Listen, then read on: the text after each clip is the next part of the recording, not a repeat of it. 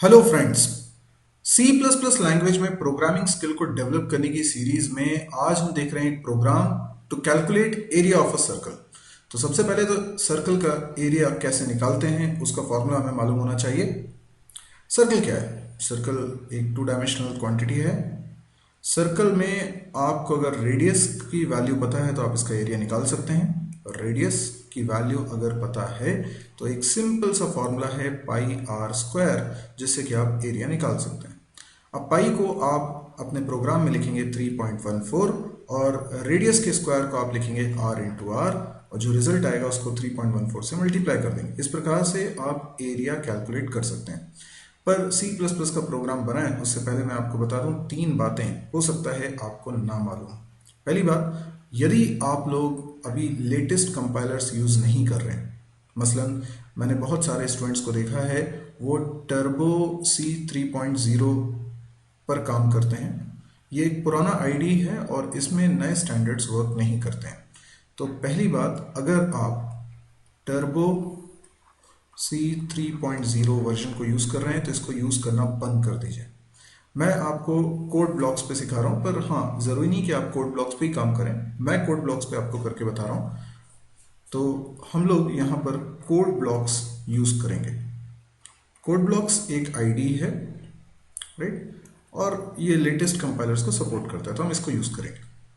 दूसरी बात ये है कि आप अपने प्रोग्राम में लिखते हैं हैश इंक्लूड, ठीक है, और इसके बाद लिखते हैं iostream.h। तो अब लेटेस्ट स्टैंडर्ड के हिसाब से आप लिखते हैं iostream, ठीक है, iostream.h नहीं, सिर्फ iostream। तो ये क्या होता है और ये ऐसा क्यों लिख रहे हैं, ये सारी बातें आप सीख सकते हैं मेरे वीडियो सीरीज़ में, जिसमें सी प्लस प्लस का कोर्स हम कवर करते हैं। सी प्लस प्लस का कोर्स के वीडियो लेक्चर्स आप देखिए, ठीक है। ये इसी चैनल पे आपको पूरे वीडियोस मिल जाएंगे और इन वीडियोस में आपको ये भी पता चल जाएगा कि iostream और iostream.h में क्या फ़र्क है। ध्यान रखिएगा, ये नए स्टैंडर्ड टर्बो सी 3.0 में नहीं चलेंगे। तीसरी बात, आप अपने प्रोग्राम के अंदर एक और लाइन लिखने वाले हैं, using name space std। Again ये लाइन भी आपको परेशान कर सकती है यदि आप नए स्टैंडर्ड्स के हिसाब से अभी तक प्रोग्रामिंग नहीं कर रहे थे या टर्बो को यूज़ करके प्रोग्रामिंग कर रहे थे, तो ये भी आपके लिए नया हो सकता है। अगेन बोलूँगा कि आप मेरे वीडियो कोर्सेज देखिए, थ्योरी कोर्सेज देखिए, उसमें मैंने एक लेक्चर में पूरा नेम स्पेस को कवर किया हुआ है, क्या है, कैसे बनाते हैं और ये नए स्टैंडर्ड्स में क्यों है। अगेन ये भी टर्बो पे नहीं चलेगा, तो ये सब क्या है और ये इतना ज़रूरी क्यों है, ये सारी चीज़ें आपको उस लेक्चर में पता चल जाएंगी। तो मैं ये मान के चलूँगा कि ये सारी बातें आपको ऑलरेडी आती हैं। एक चौथी बात और है कि कई लोगों को कन्फ्यूजन होता है कि वॉइड मेन लिखें कि इंट मेन लिखें। तो देखिए, अभी जो लेटेस्ट स्टैंडर्ड्स हैं उसके हिसाब से आपको इंट मेन ही लिखना है, वॉइड मेन नहीं लिखना है। लेकिन फिर भी ऐसा क्यों है, ये सारी बातें आपको वीडियो लेक्चर्स में मेरे मिल जाएंगी। तो ये प्रोग्रामिंग इम्प्रूव करने वाले वीडियो लेक्चर्स हैं, तो ये सेपरेट सीरीज़ है और थ्योरी की सेपरेट सीरीज़ है। मैं वीडियो के अंत में आपको ज़रूर बताऊंगा कि आप किस तरीके से ये सारे वीडियोस देख सकते हैं। फिलहाल हमको प्रोग्राम बनाना है सर्कल का एरिया कैलकुलेट करने का। तो हम क्या करेंगे, ये मैं कोड ब्लॉक्स में कोडिंग कर रहा हूँ। सबसे पहले मैं लिखता हूँ हैश इंक्लूड iostream, और इसके बाद using name space std is short for standard. इसके बाद मैं लिखता हूँ इंट मेन, और सर्कल का एरिया कैलकुलेट करने के लिए यहाँ पर एक वेरिएबल बना रहा हूँ r नाम का, जो रेडियस कंटेन करेगा, और एक वेरिएबल बना रहा हूँ a नाम का, जो एरिया कंटेन करेगा। आप सोच सकते हैं कि यहाँ पर मैंने रेडियस को int टाइप का और एरिया के लिए a वेरिएबल जो बनाया है वो फ्लोट टाइप का क्यों बनाया। एक बात तो साफ है कि एरिया का जो फॉर्मूला है 3.14 इंटू आर इंटू आर, इससे जो रिजल्ट आएगा वो पॉइंट में आने के पूरे चांसेस हैं। इसलिए आपको एरिया रखने के लिए वो वेरिएबल बनाना है जो पॉइंट वाली वैल्यू स्टोर कर सके, यानी रियल कांस्टेंट स्टोर कर सके। तो इसके लिए या तो आपको फ्लोट टाइप का वेरिएबल बनाना है या डबल टाइप का। हाँ, रेडियस के लिए आप सोच सकते हैं, आप फ्लोट भी बना सकते हैं, इंट भी बना सकते हैं, वो आपकी चॉइस है। मैंने यहाँ इंट बनाया। अब मुझे यूज़र को एक मैसेज देना है कि वो रेडियस एंटर करे। तो ऐसा मैसेज स्क्रीन पे प्रिंट कराने के लिए यहाँ पर हम सी आउट का इस्तेमाल करते हैं। सी आउट के बाद ये जो ऑपरेटर लगाते हैं इसको बोलते हैं इंसर्शन ऑपरेटर, और इसमें डबल कोट्स में हम लिख रहे हैं enter radius of a circle. इसके बाद हमें जो यूजर वैल्यू एंटर करेगा आर वेरिएबल में रखनी है, इसके लिए हम लिखते हैं सीन, और इस सीन के बाद जो मैं ऑपरेटर लगा रहा हूं इस ऑपरेटर को बोलते हैं एक्सट्रैक्शन ऑपरेटर। इसके बाद मैंने सिंपली आर लिखा तो आर में वैल्यू आ गई। अब मुझे एरिया कैलकुलेट करने के लिए ए में क्या असाइन करना है, 3.14 मल्टीप्लाई बाय आर, तो ये आर स्क्वायर के बराबर हो गया।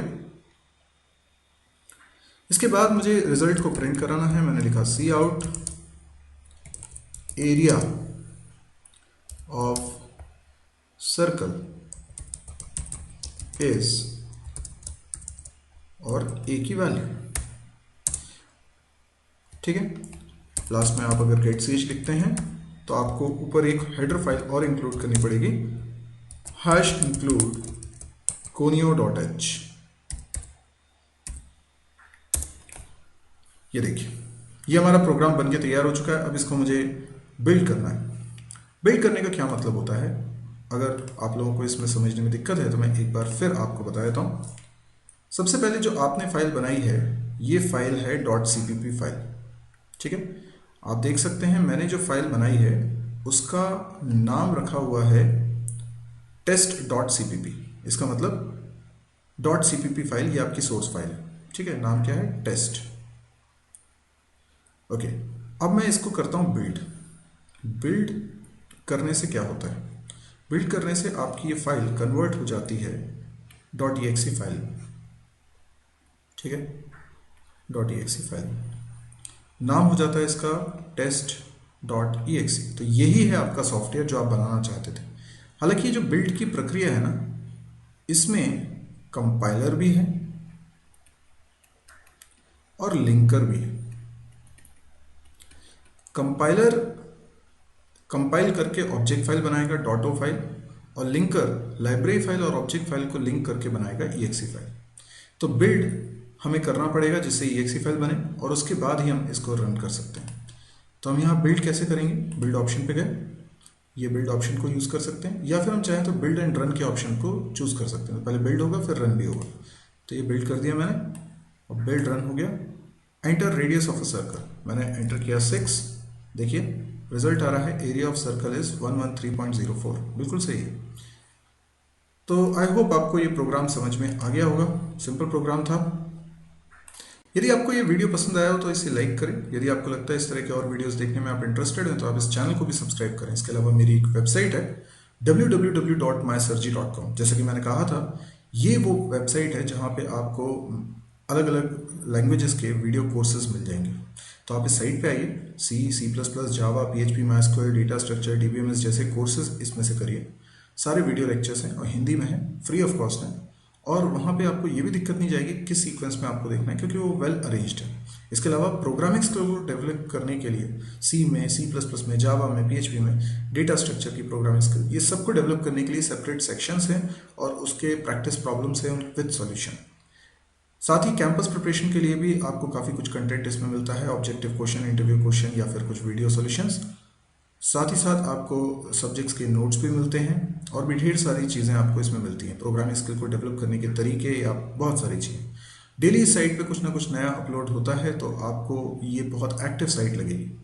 और यदि आपको लगे कि ये बहुत यूज़फुल है तो प्लीज़ इसको अपने दोस्तों के बीच में शेयर भी करिएगा। लोगों को बताइए इस साइट के बारे में। अपने फेसबुक वॉल पे आप इसको पोस्ट कर सकते हैं, व्हाट्सएप मैसेंजर के थ्रू आप अपने ग्रुप्स में बता सकते हैं। मेरा मकसद है कि एक एलिमेंट्री लेवल की एजुकेशन सभी लोगों तक पहुंचे, ताकि किसी भी वजह से अगर स्टूडेंट्स सीख नहीं पाते हैं, समझ नहीं पाते हैं और उनका कॉन्फिडेंस लो हो जाता है, जिससे वो अपनी कैपेबिलिटी को कम आंकने लगते हैं, जिससे उनका करियर नहीं बन पाता है, तो ऐसा डिप्रेशन किसी को ना हो, सभी लोग सीख पाएँ और सभी लोग नॉलेज को फैला सकें। Thank you.